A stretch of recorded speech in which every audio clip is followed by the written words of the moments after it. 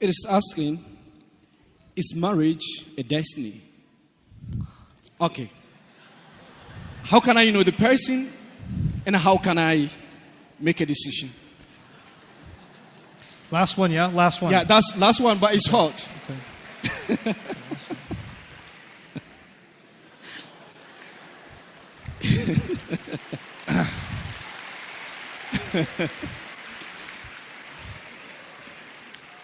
Listen.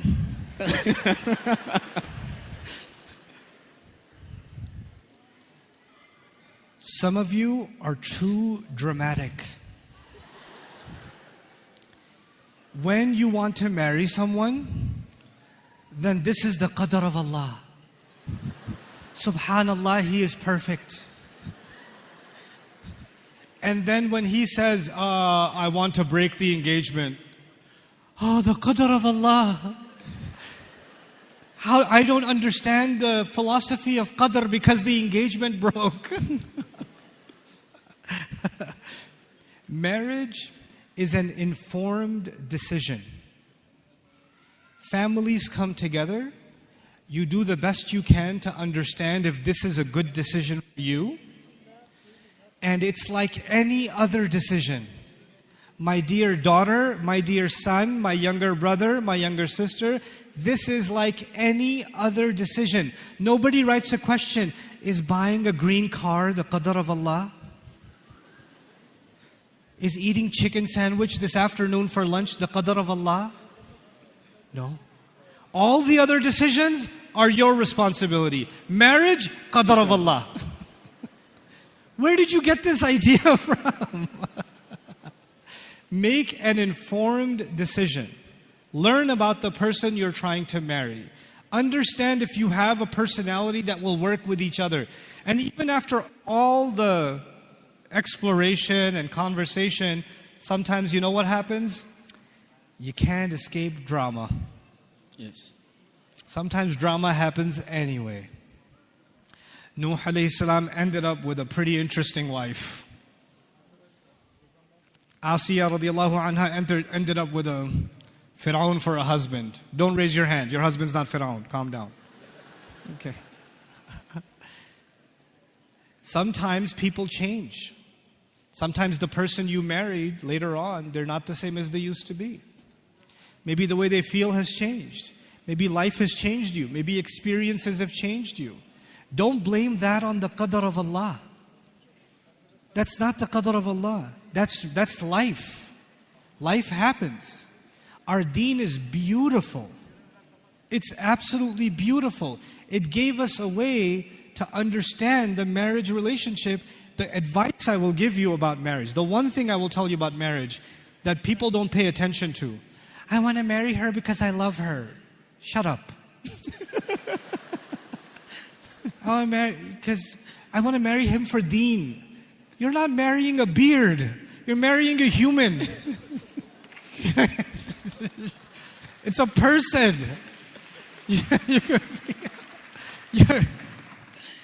You could be religious, pray 5 times, and you could still hate their guts. Just because someone is practicing their deen does not make them a good person in every other way. There are plenty of people that have an anger problem and they go to Hajj every year, but they still have an anger problem. So, what I'm trying to get at, Allah mentioned one thing about marriage that is on top. Number 1. Everything else is later. وَمِنْ آيَاتِهِ أَنْ خَلَقَ لَكُم مِّنْ أَنفُسِكُمْ أَزْوَاجًا لِتَسْكُنُوا إِلَيْهَا. لِتَسْكُنُوا. This is called lam al-ta'lil. He said He made you into spouses for the purpose that you could find peace. For what purpose? Say it. You could find peace. And then 2 and 3. وَجَعَلَ بَيْنَكُمْ مَوَدَّةً وَرَحْمَةً. That's 2 and 3. Number 1 is peace. Now, what does that mean? That means when you love someone, but sometimes you can love someone without respecting them. You can love someone without being honest to them. You can love someone without caring for them properly. You can love someone but hate their family. And all of these things, you know what they do? They take away the peace. So even if love is there, peace is not there. And when peace is not there, the purpose of the marriage is gone. The purpose is gone. The purpose is not love. That comes from Allah. The purpose is not care, rahmah. That comes from Allah. Your purpose is to find peace. So when you're looking for a spouse, you're asking yourself, what is it that makes me peaceful? What is it that gives me calm? My wife, my husband, they should be my calm. When I talk to them, my stress goes down. My anxiety goes down. My anger disappears. Because all the storms in my life, my spouse gets rid of them. That's the kind of person I want to marry. Now, if you're talking to someone and already there's drama, there's already a temper problem, there's already attitude, there's already difficulty in communication, and you're ignoring it because you love him too much, then you're not going to have peace later. You're simply not going to have it. This is actually the primary objective. And young men and women, when you get married, the most important conversation is going to be, what gives you peace? Tell me.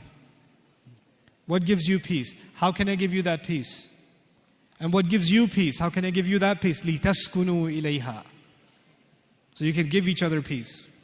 You give each other sakina. That's it. You know what most people suffer from? Marriages and drama. No peace. No peace.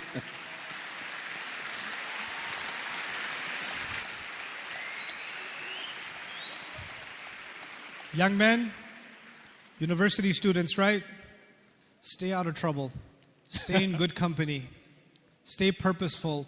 Young women, when you're learning in university and college, stop having anxiety. Who's going to marry me? When am I going to get married? When is the qadr of Allah going to come? Stop. Just do your homework. Stop.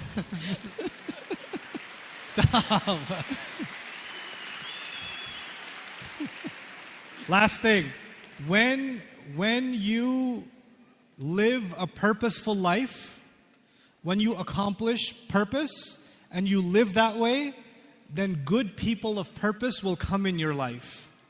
You won't have to look for that spouse. That spouse will look for you. You have to just become purposeful. And you can do it. You're smart. You're creative. Allah has given you opportunity. You're Muslim. You have the perfect life.